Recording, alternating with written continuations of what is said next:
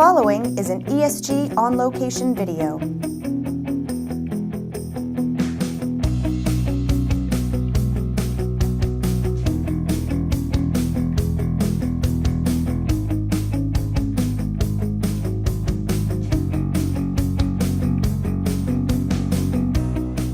Hi, I'm Jason Buffington. I'm the Principal Analyst at ESG, covering all things data protection.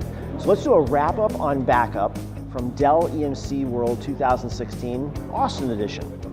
So hopefully you've already seen the compilation from ESG on what all the ESG analysts thought about the event itself. Let's talk about why EMC is very quickly becoming a data protection in the cloud dominator.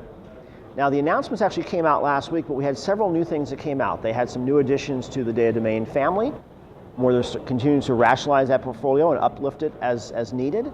We saw what I think is the coolest thing in the innovations around Data Domain Virtual Edition.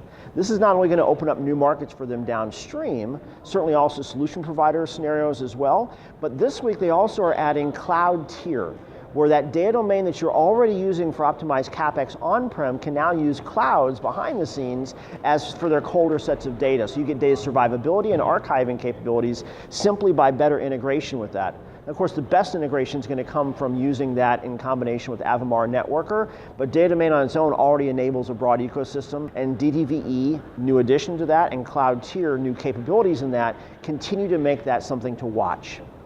Now, along with that, they also announced support for Azure as an additional cloud on the back end, along with some of the ones they already are doing. On the spanning side of things, so how do you back up SaaS?